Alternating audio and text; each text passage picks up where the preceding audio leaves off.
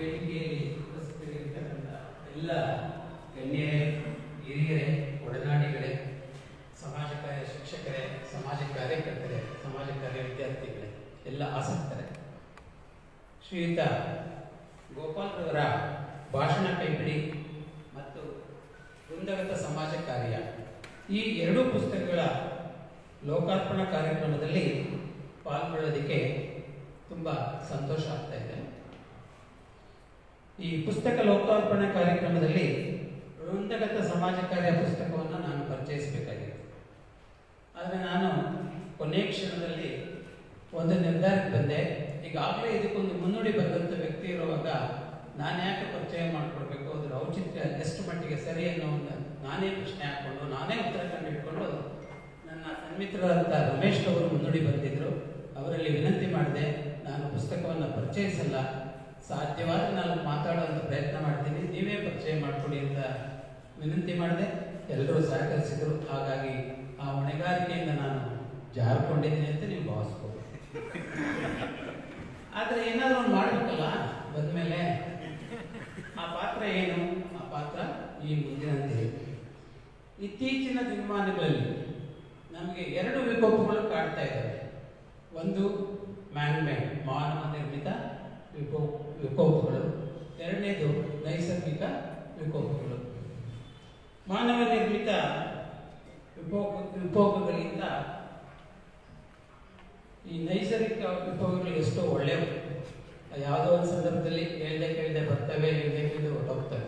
ಆದರೆ ಮಾನವ ನಿರ್ಮಾಣ ಮಾಡಿಕೊಡ್ತಕ್ಕ ವಿಕೋಪಗಳಿದಾವಲ್ಲ, ಅವು ಭಾಳ ಪ್ಲ್ಯಾಂಡ್. ಅವು ಅಷ್ಟು ಸುಲಭವಾಗಿ ನಾವು ಅದನ್ನು ಓಡಿಸ್ಲಿಕ್ಕೂ ಆಗಲ್ಲ, ನಿವಾರಣೆ ಮಾಡ್ಕೊಳ್ಳೋಕ್ಕೂ ಆಗಲ್ಲ. ಯಾಕಂದ್ರೆ ಅದಕ್ಕೆ ಜೀವ ಕೊಡ್ತಾನೆ ಇರ್ತಾರೆ. ಯಾರು ಅದರ ಫಲಾನುಭವಿಗಳಿರ್ತಾರೋ ಅದಕ್ಕೆ ಜೀವ ಕೊಡ್ತಾ ಇರ್ತಾರೆ. ಹಾಗಾಗಿ ಈ ಮಾನವ ನಿರ್ಮಿತ, ಮಾನವ ಸೃಜಿಸಿದ ವಿಕೋಪಗಳಲ್ಲಿ ನಮ್ಮ ಸಮಾಜ ಕಾರ್ಯದ ಪಾತ್ರ ಬಹಳ ಗಂಭೀರವಾಗಿ ನಿರ್ವಹಿಸಬೇಕಾಗಿದೆ. ಅದಕ್ಕೆ ಸಕಲ ಸಿದ್ಧತೆಗಳು ಕೂಡ ಬೇಕಾಗ್ತದೆ ಅಂತೇಳಿ ವ್ಯಕ್ತಿ, ಕುಟುಂಬ, ನೆರೆಹೊರೆ, ಸಂಘಟನೆ, ಸಮುದಾಯಗಳಲ್ಲಿ ಉದ್ಭವಿಸುವ ಸಮಸ್ಯೆಗಳ ಪರಿಹಾರಕ್ಕೆ ನಾವು ಯಾವುದನ್ನು ಆಶ್ರಯಿಸ್ತಾ ಇದ್ದೇವೆ? ಸಮಾಜ ಕಾರ್ಯ ವೃತ್ತಿಯನ್ನು ಅವಲಂಬಿಸ್ತಾ ಇದ್ದೇವೆ, ಆಶ್ರಯಿಸ್ತಾ ಇದ್ದೇವೆ. ಬಹು ಸೂಕ್ತ ಹಾಗೂ ಬಹು ಉಪಯೋಗಿ ಮತ್ತು ಪರಿಣಾಮಕಾರಿ ವಿಧಾನಗಳನ್ನು ನಾವು ಬಳಸ್ತೇವೆ. ಒಂದು ವ್ಯಕ್ತಿಗತ ಸಮಾಜ ಕಾರ್ಯ, ವೃಂದಗತ ಸಮಾಜ ಕಾರ್ಯ, ಹಾಗೆ ಸಮುದಾಯ ಸಂಘಟನೆ.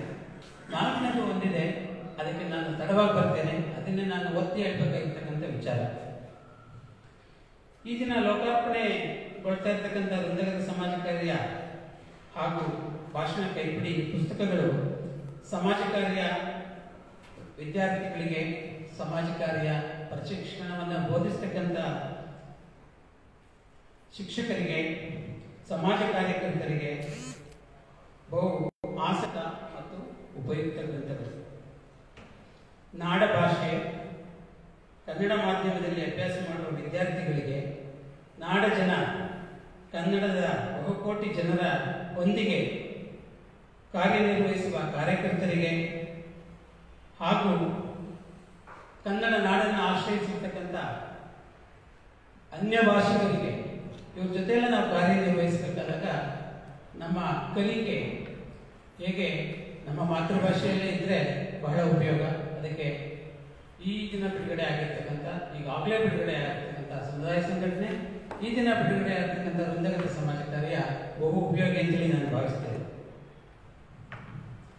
ಸಮಾಜದ ಅವಿಭಾಜ್ಯ ಅಂಗಗಳಾದ ರಾಜಕೀಯ, ಆರ್ಥಿಕ ಇವೇ ಮೊದಲಾದ ಕ್ಷೇತ್ರಗಳು ಭ್ರಷ್ಟಾಚಾರದ ಕೂಪಗಳಾಗಿವೆ.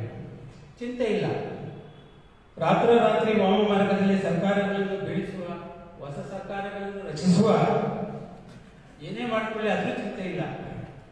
ಕೋವಿಡ್-19 ವೈದ್ಯಕೀಯ ಕ್ಷೇತ್ರದ ಧನದಾಯಿತ್ವವನ್ನು, ರಾಕ್ಷಸತ್ವವನ್ನು ತೋರಿಸಿದೆ.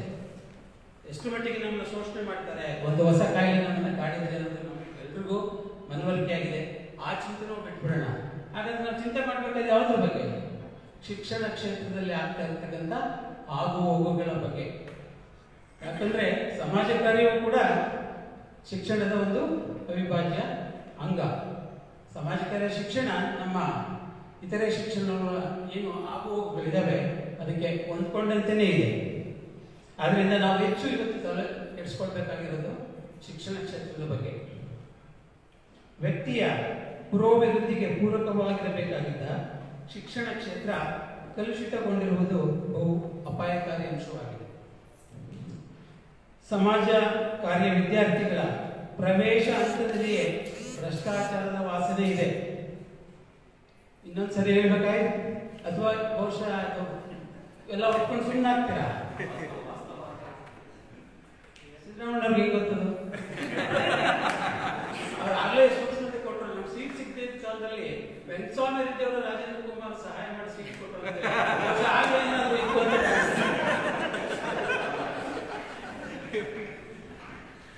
ಹಾಗಾಗಿ ಪ್ರವೇಶ ಹಂತದಲ್ಲಿ ನಮ್ಗೆ ಏನೋ ಪ್ರಾರಂಭ ಆಗ್ತದೆ. ಇಲ್ಲಿ ಯಾರೋ ದುಡ್ಡು ತಗೊಳ್ತಾರಂತೆ, ಇಲ್ಲಿ ಯಾರೋ ಜಾತಿ ಮೇಲೆ ಸೀಟ್ ಕೊಡ್ತಾರಂತೆ. ಇವೆಲ್ಲ ತುಂಬಾ ತೀವ್ರವಾಗಿ ಕೇಳಿ ಬರ್ತಾ ಇದ್ದಾವೆ. ಆದ್ರೆ ಒಂದು ಸಂತೋಷ ಸುದ್ದಿ ಅಂದ್ರೆ ಈಗ ಪ್ರವೇಶ ಪಡ್ಕೊಳ್ಳೋ ಸಂಖ್ಯೆ ಯಾಕೋ ದಿಢೀರ್ನ ಕುಸಿದು ಬಿಟ್ಟಿದೆ. ಬಹುಶಃ ಅದಕ್ಕೆಲ್ಲ ಅವಕಾಶಗಳು ಕಡಿಮೆ ಆಗ್ಬೋದು. ಅದು ನ್ಯಾಚುರಲ್ ಆಗಿ ಆಗ್ತಾ ಇರ್ತಕ್ಕಂಥ ಒಂದು ಪ್ರಕ್ರಿಯೆ. ಹಾಗೆ ನನ್ನ ಅಕ್ಕಪಕ್ಕ ಕೂತಿದ್ದಾರೆ ಒಬ್ರು ಕುಲಪತಿಗಳು, ಇನ್ನೊಬ್ರು ಕುಲಸಚಿವರು, ಮೌಲ್ಯಮಾಪನ. ಆ ಸ್ಥಿತಿ ಹೆಂಗಿದೆ ಅಂತೀರಾ? ಅವರ ಆಯ್ಕೆ ಪ್ರಕ್ರಿಯೆ ಪ್ರಶ್ನಾತೀತವಲ್ಲ. ಇವತ್ತು ಯಾರಾದ್ರೂ ಕುಲಪತಿಗಳಾಗಿ ಆಯ್ಕೆ ಆದ್ರೆ ಆಗಲೇ ಕೋರ್ಟಲ್ಲಿ ಒಂದು ಕೇಸ್ ಬಿದ್ದಿರುತ್ತೆ. ನೋಡಿ, ಇಲ್ಲಿದ್ದಾರೆ ಪ್ರಭಾರ ಕುಲಪತಿಗಳು. ಅವ್ರನ್ನ ಪ್ರಭಾರ ಕುಲಪತಿಗಳು ಯಾಕೆ ಮಾಡಿದ್ರಿ? ನಾನು ಸೀನಿಯರ್ ಇದ್ದೀನಿ ಅಂತೇಳಿ ರಾಜ್ಯಪಾಲರಿಗೆ ಆಗಲಿ ದೂರ ಹೋಗಿದ್ದು. ನಿಜಾನ ಸುಳ್ಳ ಗೊತ್ತಿಲ್ಲ, ಅವರೇ ಕ್ಲಾರಿಫೈ ಮಾಡಬೇಕು. ನಾವಿದು ಕೇಳಿಯವರಿಂದ ಕೇಳಿರ್ತಕ್ಕಂಥ ವಿಷಯ. ಅಂದ್ರೆ ಒಂದು ಅನೈತಿಕ ಪೈಪೋಟಿ ಇರಬೇಕು. ಸ್ಪರ್ಧಾತ್ಮಕ ಇಲ್ಲ ಇದು. ಆದ್ರೆ ಆ ಪೈಪೋಟಿ ಅನೈತಿಕತೆಯ ಅಧಪತನವನ್ನ ಕಾಣಬಾರದು ಅಂತಕ್ಕಂಥದ್ದು ನನ್ನ ಭಾವನೆ. ಎಲ್ಲಿಗೆ ಹೋಗಿದೆ? ಯಾವುದೋ ಹುದ್ದೆಗೆ ಅಪೇಕ್ಷೆ ಪಟ್ಟಂತವ್ರು ನಮಗೆ ಸಿಕ್ಕಿಲ್ಲ ಅಂದ್ರೆ ಕೈ ವಿಲಾಸುವಂತ ಪರಿಸ್ಥಿತಿಗೆ ಬಂದಿದೆ. ಎಷ್ಟೋ ವೇದಿಕೆಗಳಲ್ಲಿ ಕುಲಪತಿಗಳು, ಕುಲಸಚಿವರು ಹೊಡೆದಾಡ್ಕೊಂಡಿದ್ದು ನಾವು ಪತ್ರಿಕೆಗಳಲ್ಲಿ ಓದಿದ್ದೇವೆ.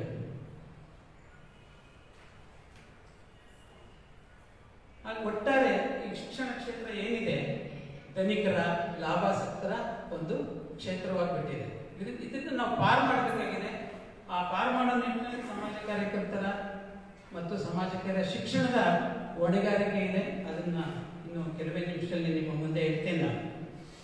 ಈ ವಿಚಾರವನ್ನು ಇಲ್ಲಿ ಪ್ರಸ್ತಾಪ ಮಾಡ್ತಾ ಇರೋದು ಸೂಕ್ತ ಅಲ್ಲ ಅಂತೇಳಿ ನೀವು ಭಾವಿಸಿದ್ರು ಕೂಡ ನಾನು ಹಿಂದಕ್ಕೆ ಹೋಗೋದಿಲ್ಲ. ನಾನು ನಿರ್ಧಾರ ಮಾಡ್ಕೊಂಡು ಬಂದಿದ್ದೀನಿ. ನಾನು ಹೇಳ್ಬೇಕು ಅಂತ ಹೇಳೋದನ್ನ ಸ್ಪಷ್ಟವಾಗಿ, ಸುನಿಶ್ಚಿತವಾಗಿ ಕನ್ನಡ ಭಾಷೆಯಲ್ಲೇ ಹೇಳೋಗ್ಬೇಕಂತ ಹೇಳಿ.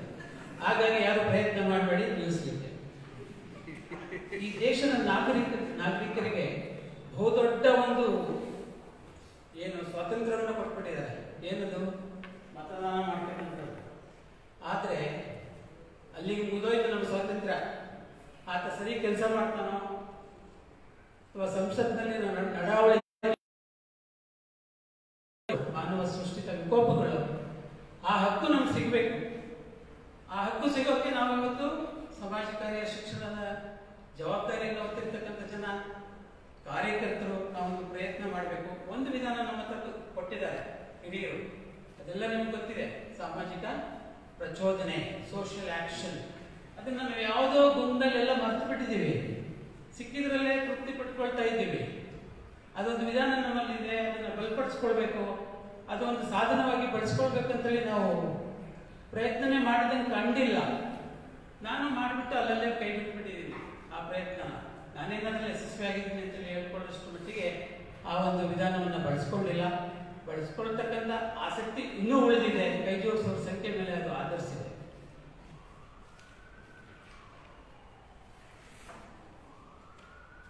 ಆಗ್ಲೇ ಹೇಳಕ್ಕೋಗಿ ಮರ್ತ್ಬಿಟ್ಟೆ ನಾನು. ಈ ಹುದ್ದೆಗೆ ಆಸೆ ಪಟ್ಟವರು ಅದು ಸಿಕ್ಕಿಲ್ಲ ಅಂತ ಹೇಳಿದ್ರೆ ಆತ್ಮಹತ್ಯೆ ಮಾಡ್ಕೊಂಡಿರೋದು ಉಂಟು ಪ್ರಾಧ್ಯಾಪಕರು. ನಾನು ಕುಲಸಚಿವ ಆಗಲಿಲ್ಲ, ಕುಲಪತಿ ಆಗಲಿಲ್ಲ ಅಂತೇಳಿ ಒಂದು ವಾಮ ಮಾರ್ಗವನ್ನು ಅನುಸರಿಸಿ ಸೋಲ್ಕೊಂಡಾಗ ಆತ್ಮಹತ್ಯೆ ಮಾಡ್ಕೊಂಡಿದ್ದಾರೆ.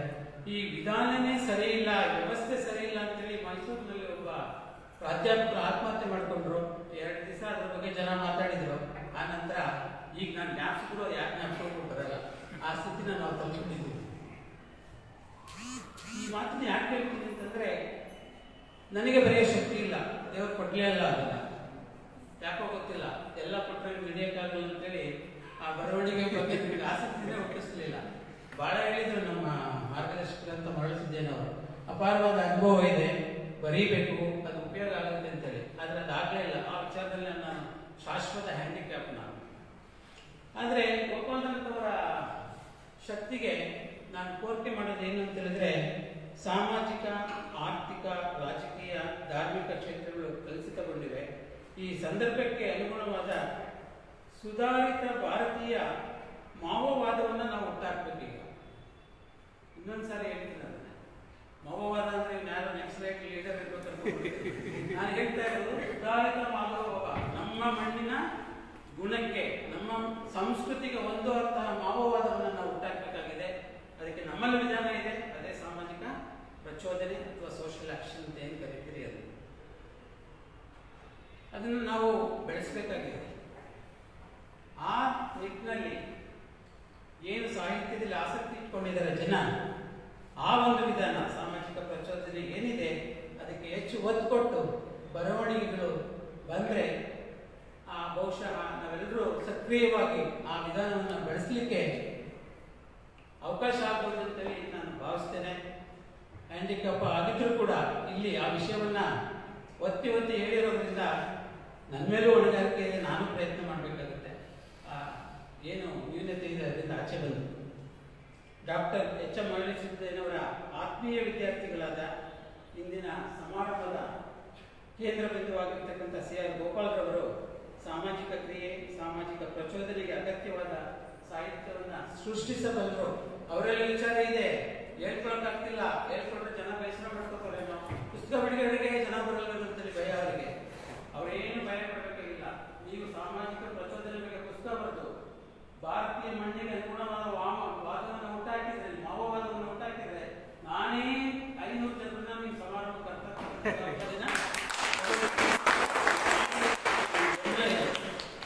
ಈ ನಂಬಿಕೆಯೊಂದಿಗೆ ಈ ಸಮಾರಂಭದ ಸಂಘಟನೆ ಮತ್ತು ಯಶಸ್ಸಿಗೆ ಪ್ರತ್ಯಕ್ಷ ಮತ್ತು ಪರೋಕ್ಷವಾಗಿ ಶ್ರಮಿಸಿರುವ ಎಲ್ಲರನ್ನೂ ಅಭಿನಂದಿಸುತ್ತಾ ಅವರೆಲ್ಲರಿಗೂ ಹೃದಯಪೂರ್ವಕವಾಗಿ ವಂದಿಸಿ ನನ್ನ ಮಾತುಗಳನ್ನು ಮುಗಿಸ್ತೇನೆ.